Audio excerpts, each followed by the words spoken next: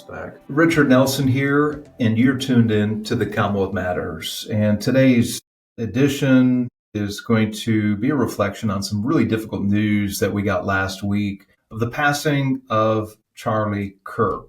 It wasn't just a death, but it was a tragic death, an assassination. While he was speaking to a group of students at Utah Valley University doing Q&A, which was something that Charlie Kirk did all across the country. He would bring in a conservative Christian perspective to many of the social and political issues of the day, and he would dialogue with students. And we have been trying to process that death here at Commonwealth Policy Center as individuals and as a staff. And I'd like to spend the remainder of this half hour with you to work through his death, what it tells about us, what it tells us about the state of our politics as well.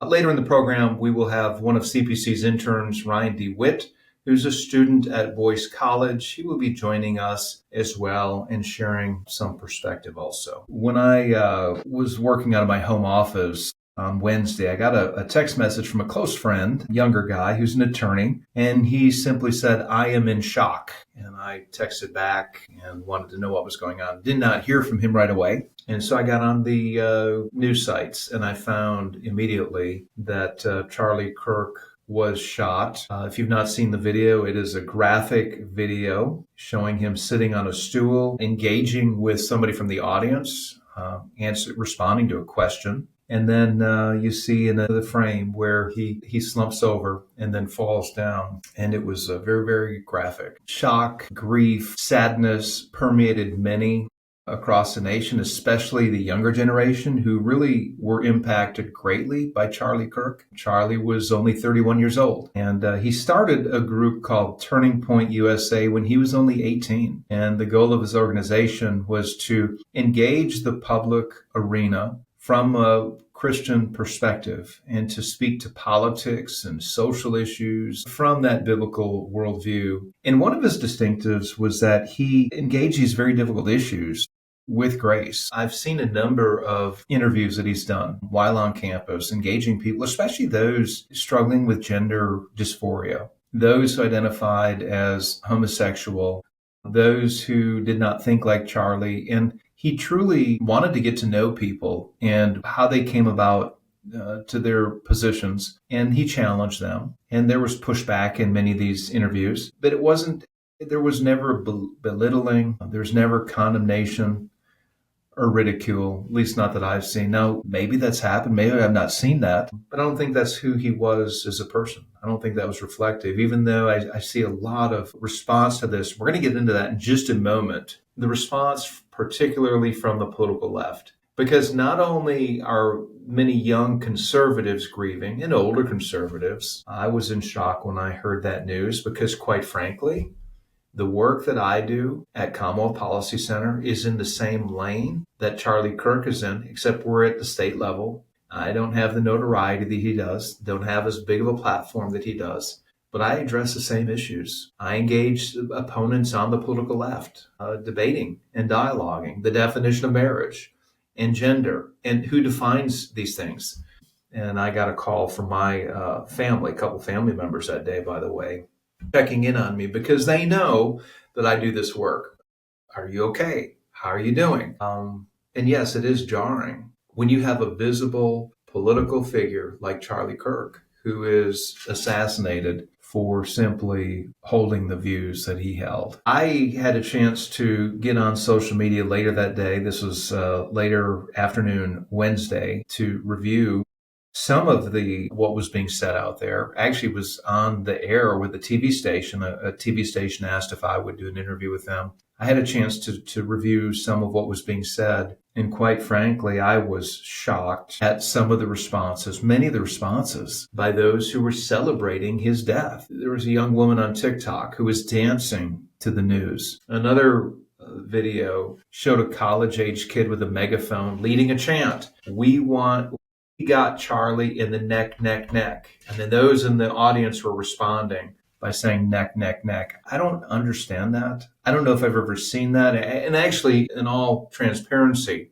the last time I saw a celebration of death and destruction was on 9/11 when our news crews were going across the world and looking at how the world was responding to the attacks on the World Trade Center. And there was celebration in many Middle Eastern cities where they were burning the flag, where they were dancing on the flag. Some were shouting "Death to America." And that was the last time I've ever seen such a vital response to a horrible tragedy. The responses on social media don't end there. There was a trans activist, attorney, and author, Cheryl Weichel, posted this: "I wish the bullet that hit Charlie Kirk a very pleasant day." There was a video of students at the University of North Texas who was engaging, there was a young girl engaging her fellow classmates. When they learned about the news of Charlie Kirk's death, they were laughing and celebrating. And this young student said, "That's not funny. He's a human being. He had a family, a wife, and children." And yet these classmates caught on video in the classroom, they were celebrating the death of Charlie Kirk. The University of North Texas issued a statement essentially saying nothing about that video that went out. Over at Twitter, there is a trans activist saying that what happened to Charlie Kirk was all the consequences of his own actions. He deserved it. Charlie Kirk was pro-Second Amendment. He believed in definitions of marriage and sex given to us by our Creator, and this is what he deserved. This was his comeuppance. How sad that we would see a single response like this. And yet these are widespread responses from all across the country. I'm in shock over the assassination. I'm just as much in shock over the number of people who are celebrating his death, dancing on his grave, so to speak. And I think that this tells us a lot about the state of our politics, where it's okay to use violent rhetoric that would dehumanize somebody, but then rhetoric that celebrates somebody's demise. It's a state of how we have so devalued human life, where it's okay if there's somebody that does not have the right opinions, hold the right values, that it is okay that they're taken out. They're that big of a threat to society. Friends, when something like this could happen to one of us who, with conviction and with articulation, can engage very challenging moral and social issues and step into the public realm, and when something like that can be taken out by an assassin's bullet, what's to stop the next person? This is something I've reflected on personally, leading the Commonwealth Policy Center. I have spoken on college campuses across the state. I am in public venues speaking to these very same issues. I will sometimes engage those on the other side, engaging these issues. And I think that the political left would like nothing more than to silence us, than to frighten us, and to see that this event leads us to all go into hiding, if you will, to pull back, to stop speaking to the issues, stop engaging, and to go into full retreat mode.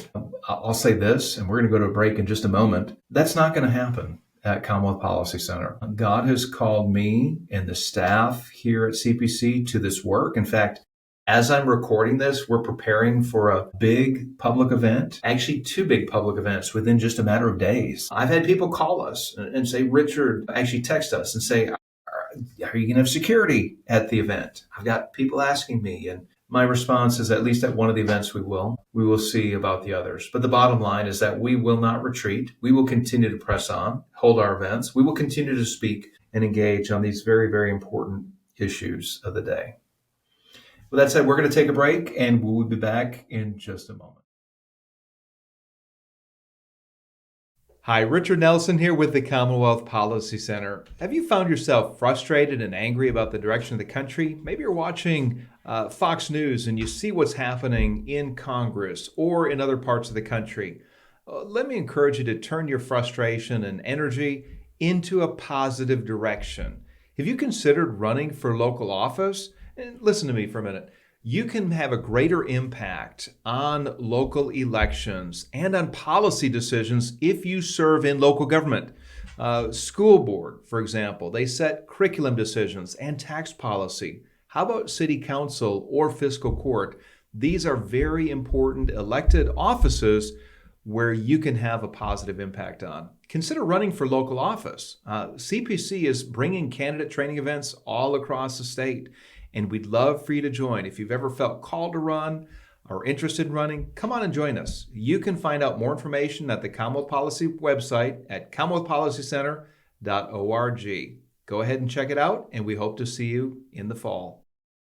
Welcome back to the Commonwealth Matters. I'm your host, Richard Nelson, founder and executive director of the Commonwealth Policy Center. And joining me in the studio is Ryan DeWitte, CPC's newest intern. He's also a student at Boyce College. And I wanted Ryan to join us to share his perspective on the death of Charlie Kirk, what this means to him and his peers at Boyce College. Boyce College, for those of you not familiar, is a small conservative Christian college in Louisville. It's on the campus of Southern Baptist Theological Seminary. It is their 4-year college. And Ryan, I told you that I wouldn't put you on the spot. I'd make it easy for you, but I really thought that this would help our listeners to hear from the younger generation. Before we got on the program, I was talking about the generational divide that's there. I am a Gen Xer, a Gen Z. So you're what, 20, 19?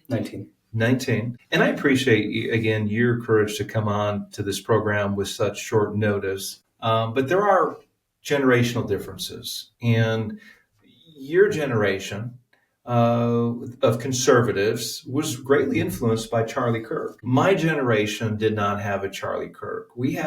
When I was in high school, Rush Limbaugh was coming on the scenes. He was in a different lane. He was an entertainer. He was a conservative talk show host. But to have a political activist speaking to moral and social issues in the public realm, your generation got to see this up close and personal. And now, of course, Charlie Kirk was only 18. He was just a little younger than you when he founded Turning Point USA. And he had this huge media platform. He was also a very effective organizer.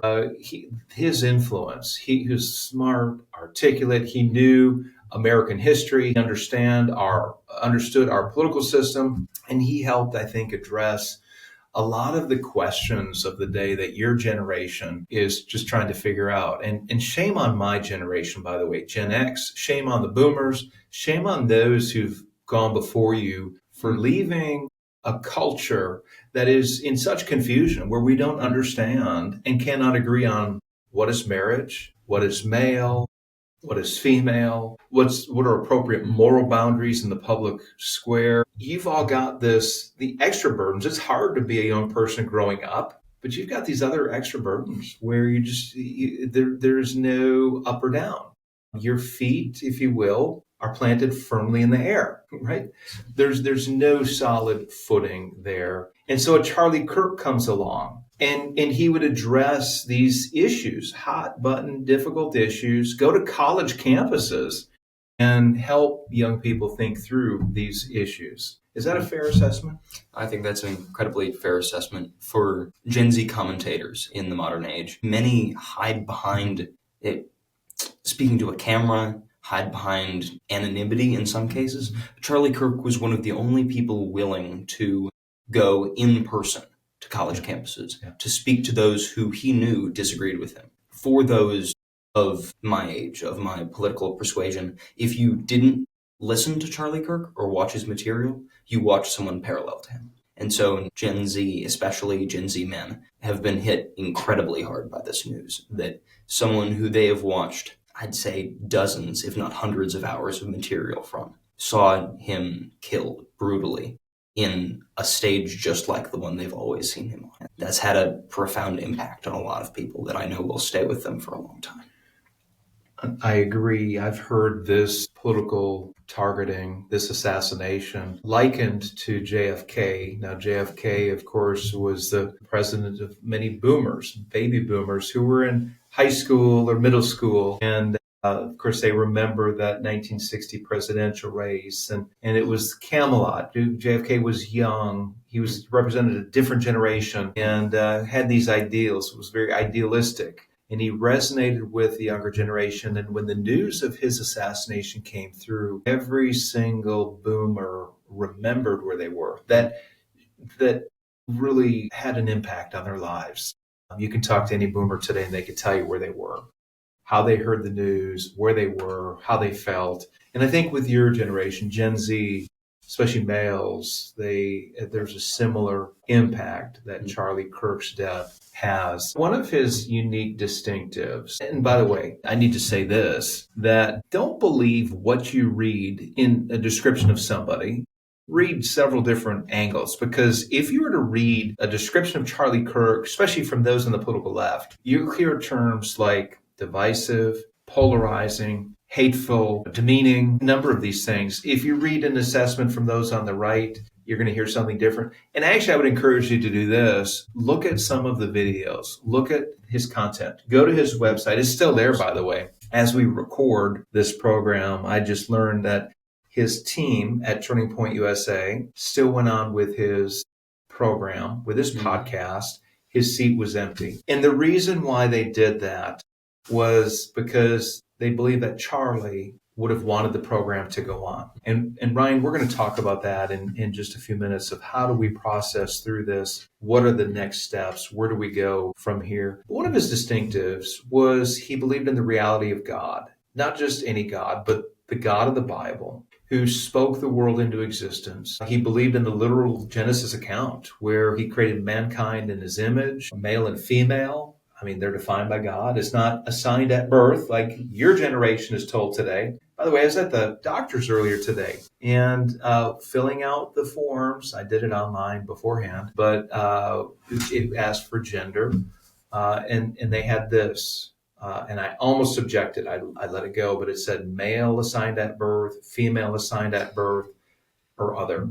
And I wanted to say, the receptionist had nothing to do with that choice, but I was made male by the Creator at conception. I didn't have a choice, and it wasn't a doctor or a nurse. It wasn't somebody who assigned it to me. It was the Creator. I bring this up because this is an existential issue right now, and this is the culture that you're growing up in. And this is relevant to the conversation, because Charlie Kirk would speak to things like this. He believed in a God who made male and female, a God who defined marriage as being between one man and one woman. He would engage those who were transgender, and he did it with compassion. The numerous interactions that I was able to see for myself, he didn't mock. He wasn't demeaning or belittling, but he was helping these people who had the courage to come to a microphone and talk about their struggles, and he helped them work through it. The same Christianity that he espoused that told him proper definitions and how to think through these issues also told him how to treat people with grace and with care. Is that something that attracted you to Charlie Kirk? Is that something you've noticed as well?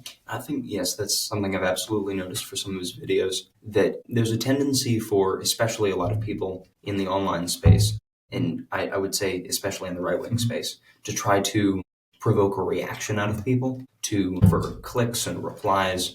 And he was profoundly against that he was charitable, that he wasn't insulting. He didn't try to get one over on them. He tried to provoke honest dialogue, and as was on the slogan on the tent under which he was shot, prove me wrong. He wasn't in it for his own influence. He wasn't in it for likes and follows. He was in it to change minds and hearts. And I think that's what makes it such a terrible passing, that he's gone. And one thing I noticed, Ryan, was that at his rallies and events, he would attract people across the political spectrum. It wasn't just a bunch of conservatives, but there were kids who were in the middle, and there were kids who were far left, and they wanted to hear from this guy, willing to come onto college campuses, which many of them are very hostile to traditional views of family and morality, a biblical worldview. And he was willing to come. By the way, scores of these universities pushed him away, said, you cannot come. You're too divisive. You're about marginalizing others. And yet he would press on that and eventually found the open door. The universities, and the irony here is that the universities pride themselves as places of intellectual inquiry, places where free speech is welcome, a place that's safe for discussion of hard issues, but not when it comes to conservative principles. And that's something that Charlie Kirk was doing, something that nobody else was doing in that regard. And have you ever heard him speak in person? But you've seen him online, and reviewed and experienced a lot of his content. One of the reasons why I think Charlie Kirk was so popular was he spoke clearly to important issues, and he brought clarity where there was confusion. And if you listen to some of the ideas of the left when it comes to moral boundaries or the limits or non-limits of what a human being can be, you don't hear clear answers. There's no foundation, and you hear things that don't make sense. And Charlie Kirk brought clarity to the conversations of the day. I wrote a column about this, and one of my observations was that one reason why I think he appealed, and I touched on this a bit, but he appealed to a generation unrooted in anything solid, a generation told to define their own reality right down to their very genetic code. Now, that is an untenable position. You can identify with the opposite sex. You can give an external appearance of the opposite sex, but to truly live that out, it's not going to work. It's because right down to our very genes, we're either male or we're female. Young people need to hear this. And I've heard Charlie Kirk counsel and coach gender dysphoric people on this, and he's done it in a compassionate way. So he brings a response to a generation that's confused and threatened by this expressive individualism that threatens, for example, women's safety and private spaces in public.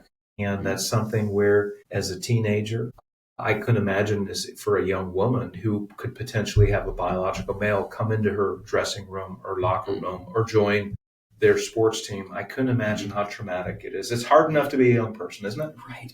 But then to have personal spaces violated is another story, isn't it? And I think a large aspect of, like you said, the rootlessness of the age of Gen Z, especially in this modern time, is that so many people are looking for something to ground their identity in, and that people ground their ideals in gender dysphoria, in pretty much anything that they can find. And it makes, for men and women don't feel safe in public spaces because public spaces have gotten profoundly more unsafe. Young men need roots to land, to family, that they don't find ownership in anything. And so a lot of the left and right of young men feel the need to find something. And I think this tragedy has exacerbated some of that. I think so. I can speak only for myself, that after such a tragedy like this, you feel the need to do something. Yeah. You've witnessed, and for those who have seen the video, you know you've witnessed a profound, deep evil taking place. And so you feel a righteous need to do something. And a response by many authority figures and mentors in my life was that after an event such as this, it is of the utmost importance to funnel that righteous anger, and don't let that become bitterness, don't let it sit, but to motivate it into a passion for justice and of righteousness. Tell us what you did when you learned of this news and you had that raw grief that was going through you. Tell the listeners what you did. So when I first heard the news, the pool I work at the seminary was empty. And I was sitting at my desk there, a table that we set up so that I can do homework when no one's there. And I saw an article pop up. I saw some tweets about the news, and it just struck me because I remember distinctly the first Trump assassination attempt. And hearing about that and being immensely relieved that it wasn't what we feared it was. And to go from something like that to this, where the worst was in fact true. And I was shaken at first. In the Lord's providence, one of my professors had just gone in to swim at the pool. And I was able to talk with him. And he told me the two perspectives I've shared with some of you all, that you must first recognize the moral human tragedy of an event like this, and also not sit on your anger and make it worth something. Do you think your generation, we're going to close out here in just a moment, do you think your generation will turn this anger into a positive direction and make it worth something in the long run? Do you see more Charlie Kirks coming out from this, or more political action, or more societal engagement because of this from your generation? I sincerely hope so. It's something I recognize in my generation. For as much as the majority of Gen Z is very online, and the distinct feature is that there is a deep divide between the Gen Z right and the Gen Z left. And where you see a bunch of the horrible, just abhorrent responses from many on the left to this, I see more encouragement from those on the right who take this as a rallying cry for hope that it does not have to be this way and that things can change. And that gives me hope. Well, that's good. That's a good word to close on. Ryan DeWitte, thank you so much for joining us on the Commonwealth Matters. God bless you.